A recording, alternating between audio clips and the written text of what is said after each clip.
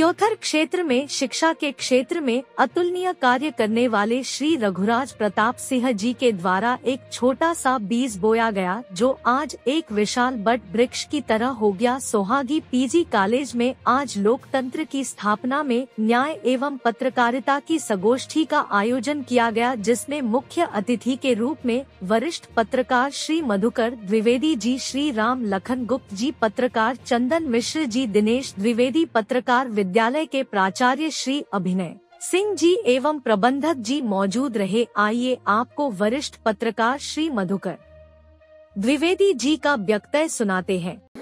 एक अंग का किस्सा दूसरे हिस्से पर नजर दौड़ाएंगे, जिसे हम कार्यपालिका कहते हैं, डेमोक्रेसी, ब्यूरोक्रेसी, नौकरशाही। आज आप किसी भी सरकारी दफ्तर में चले जाइए, अपवाद स्वरूप छोड़ दें, नहीं तो अमूमन सरकारी दफ्तरों में बिना रिश्वत दिए आपका काम नहीं होता। ये विकृति है कार्यपालिका की। अब बचे दो हिस्से, एक न्यायपालिका और एक कार्यपालिका। मैं पहले कार्यपालिका मैं क्षमा चाहूँगा, एक दो हिस्से बचे, एक न्यायपालिका और दूसरी जिसको हम खबर पालिका मैं बोलता हूँ। हमारी मीडिया शब्द तो अभी नया है, कुछ 10-15 सालों का है। पत्रकारिता, आज पत्रकारिता में भी जैसा राम लखन गुप्त जी कह रहे थे, बहुत विकृति आ गई। डॉक्टर अभिनव सिंह जी जब बोल रहे थे तो मैं डॉक्टर साहब को कहने वाला था, रघुराज प्रताप सिंह साहब को, कि अब रोक दीजिए, क्योंकि ये मैं स्वयं बड़ा लज्जित होता हूँ जब ये सब चीज़ें सुनता हूँ।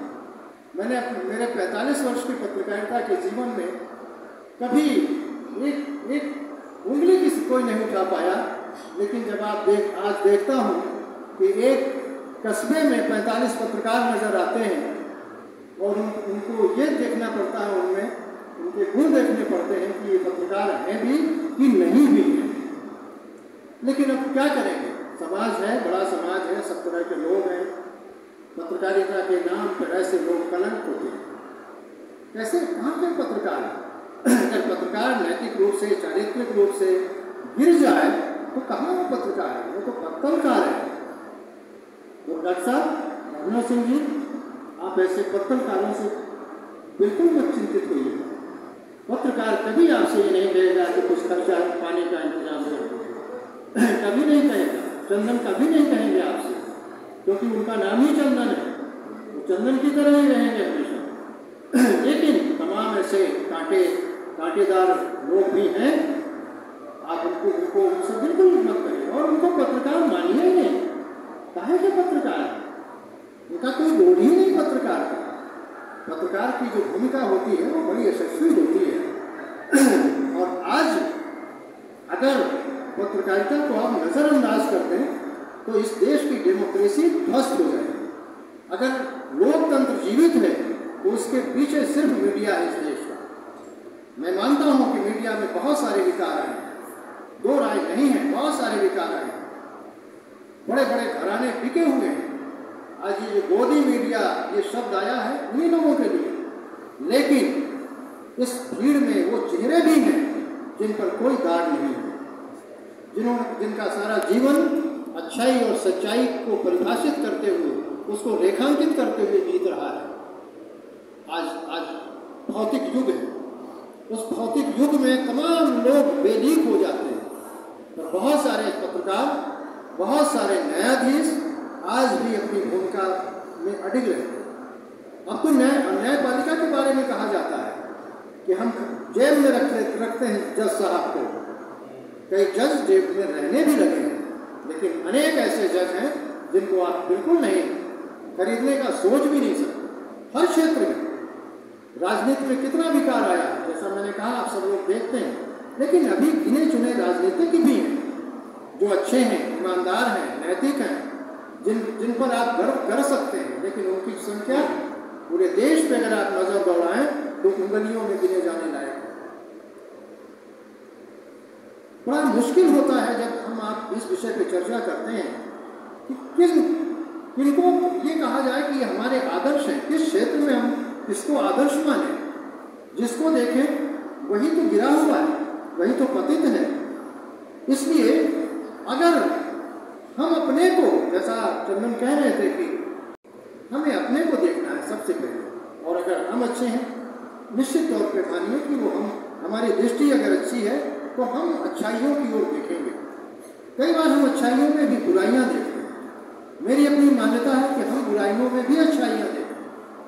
हम बच्चों से आग्रह करेंगे, आप भविष्य हो देश के, आप हमेशा अच्छाइयों को देखें, बुराइयों से बिल्कुल गांधी जी के बंदरों की तरह आंख मूंद लीजिए, क्योंकि आप जिस युग में पैदा हुए हो, जिस समय में पैदा हुए हो, समाज में बुराइयां बहुत ज्यादा बढ़ गई हैं।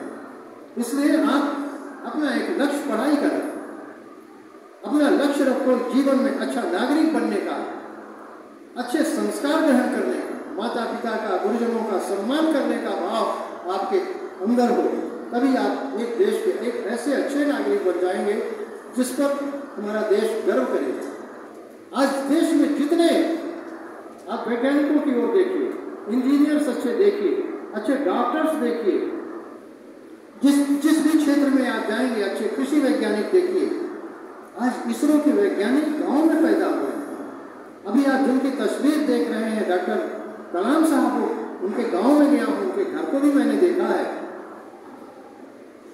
आप देखिए कितने सामान्य घर में वो पैदा हुए थे। आज वो देश कितने बड़े वैज्ञानिक थे, देश के राष्ट्रपति रहे। तो आप गांव के बच्चे हो, कभी मन में भाव नहीं आने देना कि हम गांव के हैं, हम पढ़ नहीं सकते, हम तरक्की नहीं कर सकते। हमारे गांव के बच्चों ने ही तो इस देश की अस्मिता और गरिमा को बरकरार रखा है। नहीं तो अमूमन कहा जाता है कि बड़े आदमियों के बच्चे बिगड़ जाते हैं।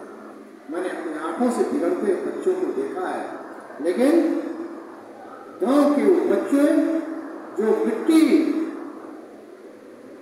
मिट्टी से में खेल कूद करके बड़े होते हैं, वो हर क्षेत्र में नाम ऊंचा करते हैं। आप लोग अपने माता पिता का, गुरुजनों का खूब सम्मान करो, खूब पढ़ो, अनुशासित बनो, सदाचारी बनो, संस्कारी बनो। मेरी ये शुभकामनाएं हैं। डॉक्टर साहब, बहुत अच्छा विषय आपका। ये तो विषय ऐसा है कि हम लोग घंटों बोलते हैं। मैं क्षमा चाहता हूँ, आने में विलम्ब हो गया। वजह ये थी कि